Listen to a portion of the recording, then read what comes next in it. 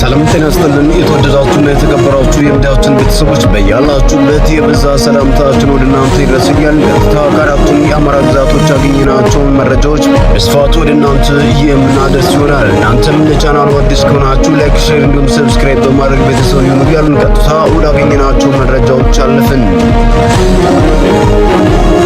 ህወሓት በሰሜን ዕዝ ላይ የፈጸመውን ጥቃት ለመጀመሪያ ጊዜ በአደባባይ ወጥቶ ያመነበት የህወሓት ቃል አቀባይ ዝምታውን ሰብሮም ተከስቷል።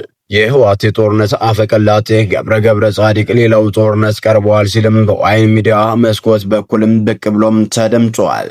የህወሓት ትዕግስት ገደብ አለው፣ ወታደራዊ ኃይሉን በተጠንቀቅ ሆኖ እየጠበቀ ነው ሲልም ዛሬም የህወሓትን የጦርነት እቅድም አምልጦትም አጋልጧል። ከአራት ዓመት በፊት ህወሓት ሰሜን ዕዝን ማጥቃቱን ተከትሎ ህወሓት ጦርነቱን እንዳልከፈተ በወቅቱ ሲያስተባብል እንደነበርም ይታወሳል። ሆኖም ያኔው የህወሓት ቃል አቀባይ ገብረ ጻዲቅ ወደ ሚዲያ ብቅ በማለት ጦርነቱን የጀመርነው እኛ ነን፣ ሰሜን ዕዝንም አጥቅተናል ሲልም በአደባባይ እምነቱን መስጠቱም የሚታወስ ነው። አፈቀላጤው ህወሓትና ማዕከላዊ መንግስቱ ወደ ጦርነት እየተንደረደሩበት ባለበት ወቅትም ተከስቷል። ጦርነቱም ቀርቧል፣ የአራት ኪሎን ድርጊት በዝምታም አንመለከትም፣ ጦሩ ተዘጋጅቷል የሚሉ የጦርነት እቅድ መረጃዎችንም ይዞም ተከስቷል። የአንድ አፍታ ሚዲያ ዝግጅት ክፍል በተመለከተው በዚህ ቃለ መጠይቅ ትግራይ በፌዴራል መንግስቱ ውስጥ ያላትን የወሳኝነት ሚና አታ በዝምታ አትቀጥልም ያለ ሲሆንም በህወሓትና በፌዴራል መንግስት መካከል የተፈጠረው ውጥረትም ወደ ለየለት ጦርነት ሊያመራ የሚችልበት እድልም መቃረቡንም ተናግረዋል። አሁን ያለው ገደብ የሌለው ትዕግስት አይቀጥልም። ሁሉም አቀፍ ዝግጅት ተደርጓል። የህወሓት ወታደራዊ ኃይልም ለተልኮ ዝግጁ ነው። ህዝቡ ለሚመጣው ነገር ዝግጁ ሆኖ ይጠብቅ። ክተት መሳይ ጥሪም አሰምቷል። ህወሓት በቃል አቀባዩ በኩል አዲስ ያስነገረው መልእክት ውጥረቱ ከወትሮ በተለየ ሁኔታ ባየለበት ወቅት መሆኑ ትኩረትም የሚስብ ሆኗል። በአሁኑ ወቅት በፌዴራል መንግስትና በህወሓት መካከል የለየለት የጠላትነት ስሜት የሚታይም ሲሆን አንዳቸው ሌላኛውን ለማጥፋትም ጊዜም የተጠባበቁ ነው። ከሻዕቢያ ጋር ወታደራዊ ቅንጅት የፈጠረው ህወሓትም ጥቃት ለመክፈት የቀበረውን ከባድ መሳሪያ ከማውጣት አንስቶ ጸረ ድሮን መሳሪያ እንደታጠቀ ጭምር መነገሩም ይታወሳል። ቃል አቀባዩም ስለ ህወሓት ወታደራዊ ቁመና በሰጠው ማብራሪያ ማንኛውም ግዳጅ ለመፈጸም በተጠንቀቅ መቆሙንም አመላክቷል። ቃል አቀባዩ በህወሓት ወታደራዊ ኃይል ላይ የሚሰነዘሩ የስም ማጥፋት ዘመቻዎችን ትግራይን በማዳከም ላይ የተመሰረቱ ናቸው ሲልም ክስም አሰምተው እንከላከል የሚል ጥሪም አቅርበዋል።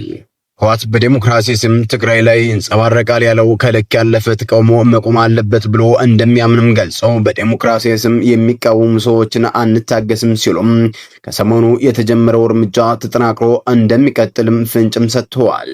የህወሓት ወታደራዊ ኃይል ከሰሞኑ በመስመር ልዩነት ተቃውሞ እያነሱ እንደ ብርጋዴር ጀነራል ጎሽ ገብረ ያሉ የራሱን ሰዎች ማሰሩም ይታወሳል። እንዲሁም ከሻዕቢያ ጋር በህዝብ ለህዝብ ግንኙነት ስም የተጀመረው ጽምዶ ወይም ወታደራዊ ቅንጅት ከማድረጉ በፊት ዋና የነበረውን አክቲቪስትም በተመሳሳይ ተቃውሞ በማሰማቱ መታሰሩም ይታወሳል። ወደ አማራ ክልል ስናመራ ከክምር ድንጋይ አጃ ተብሎ ወደሚጠራው አካባቢ ረሽን ሲያንቀሳቀስ በነበረ የብልጽግና ወታደራዊ ኃይል ላይ በተፈጸመ ደፈጣ ጥቃት ወታደሮቹ ከነጫለ ረሽን በእሳት ጋይተው ማለቃቸውም ተሰምቷል። በተመሳሳይም በዚህኛው ቀጠና ከክምር ድንጋይ ከተማ በቅርብ ርቀት ጭጥራ ተብሎ በሚጠራው አካባቢ ላይ ፋኖ በፈጸመው ድንገተኛ ጥቃት 4 ያገዛዙ ወታደሮች ሙትና ቁስለኛ መደረጋቸውም ተሰምቷል። በአማራ ፋኖ ብሔራዊ ንቅናቄ ጎንደር ጠቅላይ ግዛት እዝ አንበሳው ጋይንት ክፍለ ጦር ክንዳ ዓለም ሻለቃ በጠላት ላይ ብርቱ ጥቃት በመፈጸምና ከፍተኛ ኪሳራ በማድረስ ድል መቀዳጀቱንም ገሞራ ሚዲያ ከህዝብ ግንኙነት መምሪያውም ለማረጋገጥ ችሏል። ትናንት ከእኩለ ቀን ጀምሮ ከክምር ድንጋይ ከተማ በቅርብ ርቀት ጥራ ተብላ በምትጠራው አካባቢ ላይ እንቅስቃሴ እያደረጉ በነበሩ የአገዛዙ ወታደሮች ላይ ከባድና ፈጣን እርምጃም ተወስዶባቸዋል። በዚህም 9 ወታደሮች ወዲያውኑ ሲገደሉ 15 የሚደርሱት ደግሞ ቁስለኛ መደረጋቸው ነው ገሞራ ሚዲያ ከዙ ህዝብ ግንኙነት መምሪያም ለማረጋገጥ የቻለው። በውጊያው 6 ክላሽንኮቭ መሳሪያን ጨምሮ ሌሎች የጠላት ንብረቶችም በፋኖ ቁጥጥር ስር መዋላቸውም ታውቋል። በተያያዘ ዜናም በዚህኛው ቀጠና ከክምር ድንጋይ አጃ ተብሎ ወደሚጠራው አካባቢ ሬሽን ሲያንቀሳቀስ በነበረ የብልጽግና ወታደራዊ ኃይል ላይ በተፈጸመ ደፈጣ ጥቃት ወታደሮችን ከጫኑት ሬሽን በእሳትም ጋይተው ማለቃቸውም ተሰምቷል። እርምጃውን የወሰዱት በአማራ ፋኖ ብሔራዊ ንቅናቄ ጎንደር ጠቅላይ ግዛት እዝ ከተራራው ራስ ጉና ክፍለ ጦር የተውጣጡ የፋኖ አሃዶች መሆናቸው ነው ገሞራ ሚዲያ ከህዝብ ግንኙነት መምሪያው ለማረጋገጥ የቻለው። በተመሳሳይ መረጃ በቋራ በሙርና በአባይ ዳር አቅጣጫ በተደረገው ውጊያ ከ30 በላይ ያገዛዙ ወታደራዊ ሙትና ቁስለኛም ተደረጉ። በሰሜን አማራ ቀጠና የአባይ ዳርን ተከትሎ በቋራና በሙርና ቀጠና በተደረገው ተጋድሎ ፋኖ የጦር አቅሙን በምን ያክል ደረጃ እንዳደገ ያሳየ ሲሆንም በአንጻሩ ደግሞ የአገዛዙ ኃይል ከድሮና መድፍ ጀምሮ ከባድ መሳሪያዎችን ታጥቆም ራሱን ከፋኖ ጥቃት መከላከል አለመቻሉ ምን ያክል ደካማ ኃይል መሆኑንም በጋድም አሳይቷል ተብሏል። በዚህም ቀጠና በተደረገው ተጋድሎ የጠላት ብልጽግና መከላከያ ሰራዊት ሙትና ቁስለኛውን ማንሳት እስከማይችልበት ድረስ ነው ከባድ ጉዳትም እየደረሰበትም ተብሏል። በሌላ ዜና 7 የብልጽግና መከላከያ ሰራዊት አባላት 7 ጥቁር ክላሽና ከ1400 በላይ ተተኳሽ በመያዝ ማረጉ ተማረ ክፍለ ጦርንም ተቀላቀሉ። ከአንድነቱ በስርዓት ማግስት እየተናደ የሚገኘው የብልጽግና ወንበር ጠባቂ መከላከያ ሰራዊት 6 የ61ኛ ክፍለ ጦርና 1 የ65ኛ ክፍለ ጦር በአጠቃላይ 7 አባላቶቹን ሚኒልክ ዕዝ ላስታ ሳምነው ኮር ማረጉ ተማረ ክፍለ ጦርንም ተቀላቅለዋል።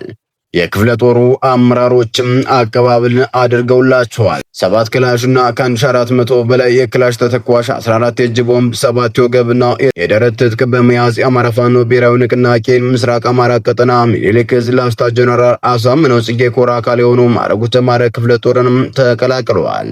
ፋኖን የተቀላቀሉት የመከላከያ አባላት አክለውም የሀገሪቱን መከላከያ ተቋም የሀገር ዳር ድንበርና ሉዓላዊነትን ከማስከበር በተቃራኒ አማራ ሕዝብ ለሚጨፈጭፈው ለሚያደርገውና አማራ ሀገር እንደሌለው ለሚያሳድደው የብልጽግና መንግስትም ተባባሪ አንሆንም፣ ሕዝባችንን አናሳዝንም በማለት ፋኖን የተቀላቀሉ ሲሆን በተደረገላቸው አቀባበል ደስተኛ እንደሆኑና ከዚህ በኋላ የአማራ ሕዝብ ለመካስም እንደሚሰሩም ተናግረዋል።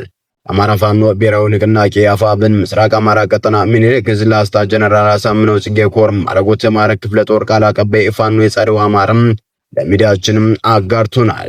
በተመሳሳይ መረጃም ከጋሽና ከተማ በቅርብ ርቀት ገጣጢትና አርቢት በተባሉ 2 ቦታዎች ላይ በተፈጸመ ደፈጣ ጥቃት ከ15 በላይ ወታደሮች ሙትና ቁስለኛ ሲደረጉ በርካታ ወታደሮች ደግሞ መማረካቸው ታወቀም።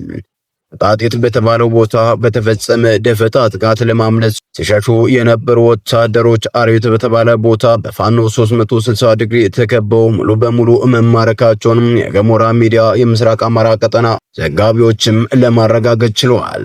ወታደሮቹ ሕይወታቸውን ለማትረፍ የወር ድንብራቸውን ሲፈረጥጡ ወርጎ መስሏት ከእርሾ ዘላ ጥልቅ እንዳለችው ዝንብም ድንገት በፋኖ ዞን ዘው ብለው ገብተው እንደፈሰሰ ጥሬ አንድ ባንድም ተለቅመው አልቀዋል። ሰላም የተወደዳችሁና የተከበራችሁ የሚዲያችን ቤተሰቦች ለሰዓቱ የነበሩን መረጃዎች እነዚህን ይመስሉ ነበር። በሌላ በተጠናከረ መረጃዎች እስከምንገናኝ በያላችሁበት ሰላም ቆዩልን።